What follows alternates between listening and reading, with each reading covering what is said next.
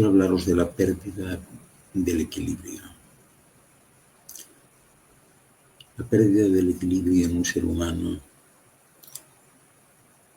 es una de las experiencias más profundas y reveladoras que se pueden atravesar en cualquier fusión. No se trata simplemente de un desajuste momentáneo, sino de una fractura interna que resuena en todos los planos de la existencia, bien sean físicos, mentales, emocionales, espirituales e incluso etéricos. Esos planos sutiles que conectan lo visible con lo invisible, lo corporal con lo trascendente. El caso es que cuando el equilibrio se rompe, la persona entra en una especie de caos interno donde cada dimensión de su ser comienza a vibrar en frecuencias disonantes.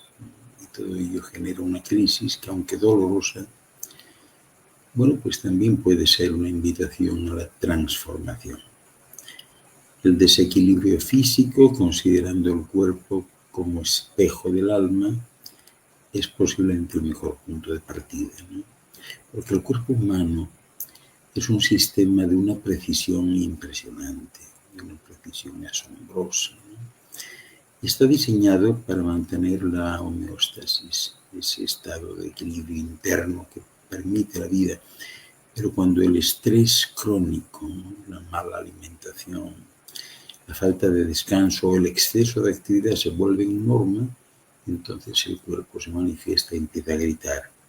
Y aparecen dolores inexplicables, fatiga constante, insomnio, trastornos digestivos o enfermedades autoinmunes de todo tipo que pueden llegar a ser manifestaciones físicas de un desequilibrio más profundo. Porque el cuerpo no miente, refleja con fidelidad el estado de vuestra mente y de vuestro espíritu. Cuando se pierde la armonía entre descanso y acción, entre nutrición y consumo, o entre movimiento y quietud, el cuerpo se convierte en un verdadero campo de batalla donde se libra la guerra interna de cada uno. El desequilibrio mental es un torbellino del pensamiento. La mente humana, cuando está en equilibrio, es clara, es creativa, es flexible y es capaz. Y sobre todo, es dotada de la capacidad de discernir, pero cuando se desequilibra, se convierte en una prisión de pensamientos repetitivos, de ansiedad, de rumiación y de miedo. Porque se vive ahora una era de sobreestimulación constante, donde la información fluye sin pausa y la atención se fragmenta. Pero esta saturación mental genera un desgaste profundo. La mente ya no descansa, ya no contempla, ya no se abre en silencio ni al silencio.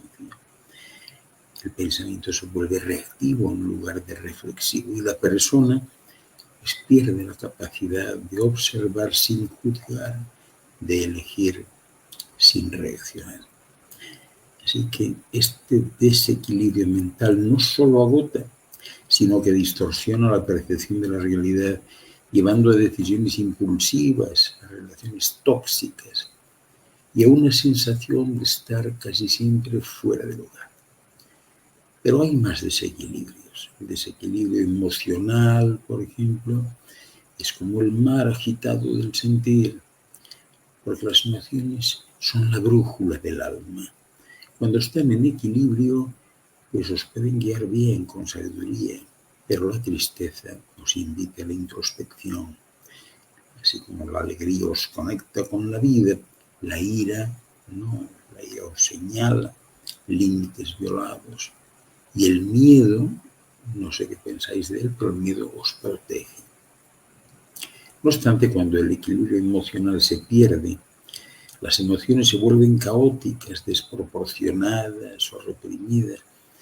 Y hay muchas personas que se ahogan en la tristeza sin poder salir. Otras viven en una euforia artificial que esconde un vacío profundo. Otras más, pues niegan sus emociones hasta que éstas empiezan a explotar de forma destructiva. En este sentido, el equilibrio emocional es muy importante, como ya podéis ver, y el desequilibrio también se manifiesta en, en la capacidad de empatizar, en la rigidez afectiva o en la dependencia emocional.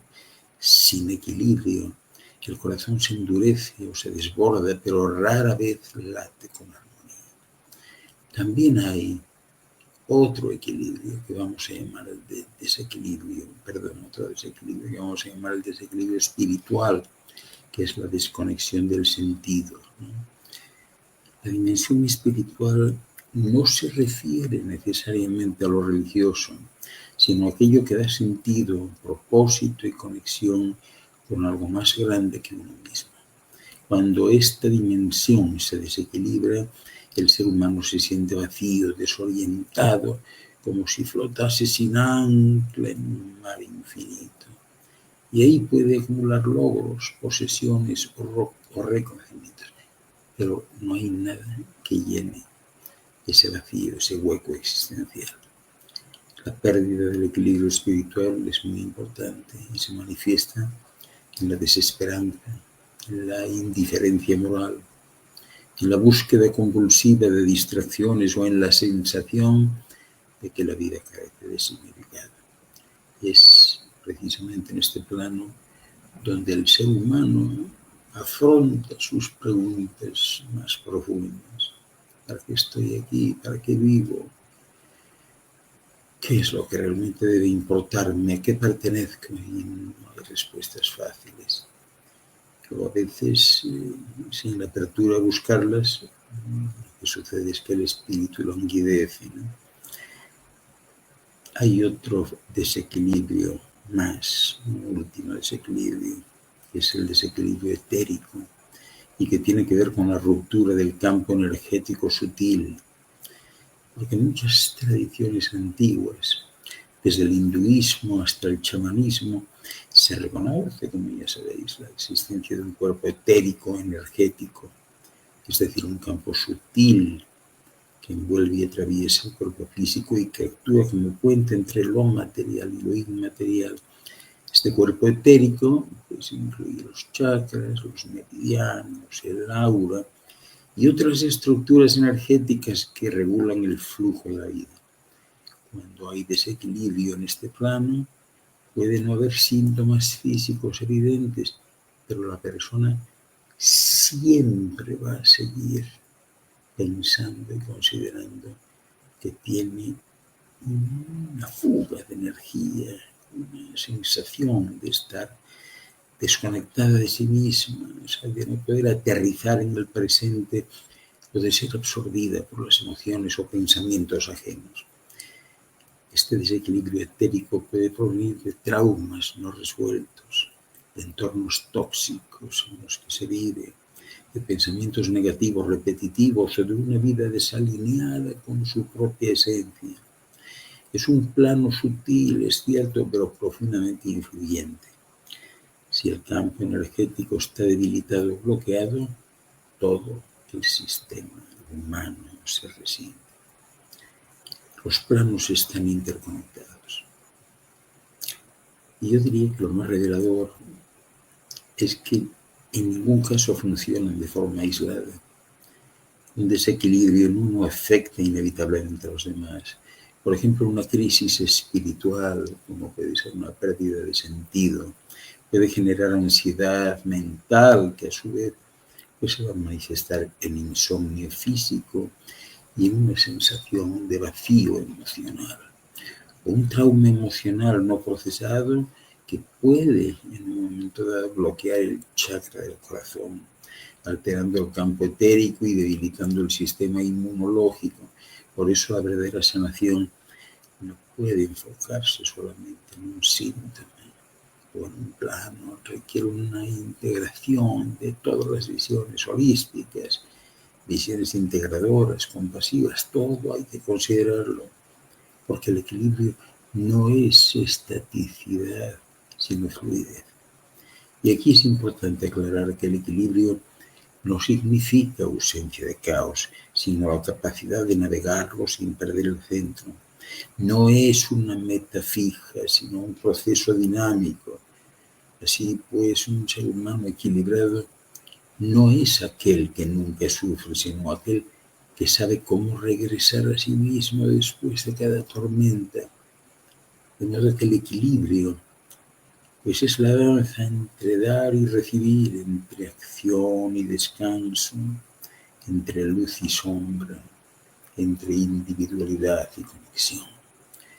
La pérdida del equilibrio, aunque es dolorosa, no es un fracaso, sino una llamada de atención.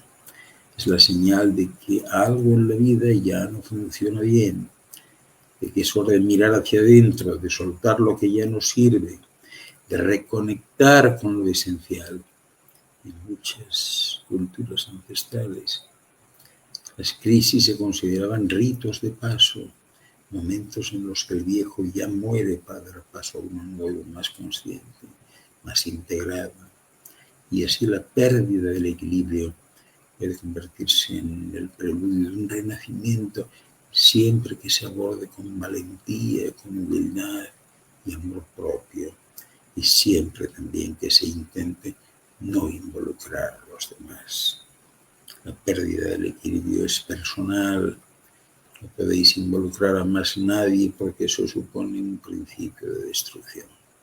En última instancia, recuperar el equilibrio no es volver al punto en que estaba antes, sino evolucionar hacia una versión más armónica de uno mismo, una versión que honra la complejidad del ser humano con sus luces y sus sombras y que encuentra la paz no en la perfección, sino en la integración, escapando en todo caso de dimes y diretes, de influencias, de juicios, etc.